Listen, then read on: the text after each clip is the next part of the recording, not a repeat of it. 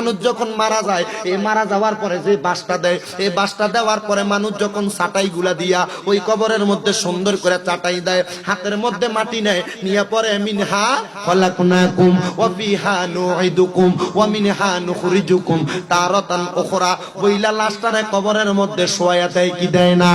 বাজানো ও আমার পর্দার অন্তরালের মা বোনেরা, এখনো একদিন কি চিন্তা করছেন এই দোয়াটা আপনারা কেন পড়েন, কি কারণে পড়েন, আপনারা কেন পড়েন?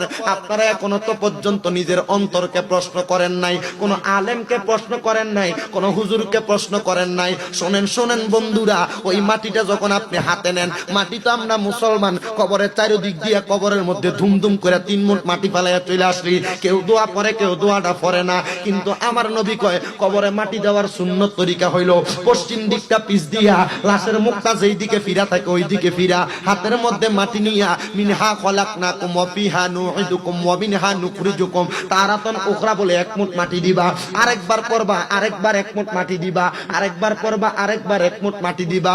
কিন্তু বন্ধুরা 1 মুঠ 1 মুঠ 1 মুঠ করে যখন 3 মুঠ মাটি দেয়, আপনি তো জানেন না দোয়াটা কি কারণে পড়ে। এই আয়াতে কারিমাটার অর্থ হলো মিনহা খলাকনাকুম ওয়া ফিহা নুঈদুকুম ওয়া মিনহা নুখরিজুকুম তারাতান উখরা। ও আল্লাহ পাক রব্বুল আলামিন, এই মাটি থেকে আমি সৃষ্টি হইলাম, আবার এই মাটির মধ্যে আমি প্রবেশ করব, আবার এই মাটির মধ্য থেকে আমি বাহির হব। এই আয়াতে কারিমার কোন জায়গার মধ্যে মাটি শব্দটার আরবি নাই, কি নাই? মাটি শব্দের আরবি শব্দটা নাই।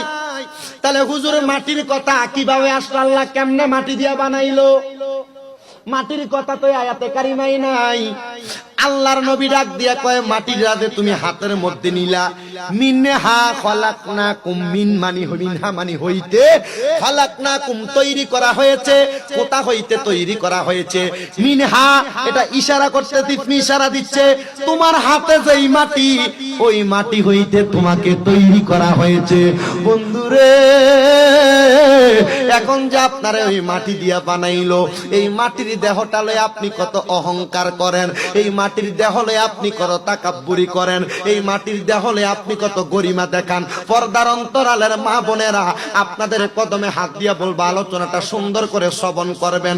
এই মাটি দিয়া যে আল্লাহ দেহটা বানাইছে, একজন নাস্তিকবাদী মানুষ এটা বিশ্বাস করে না।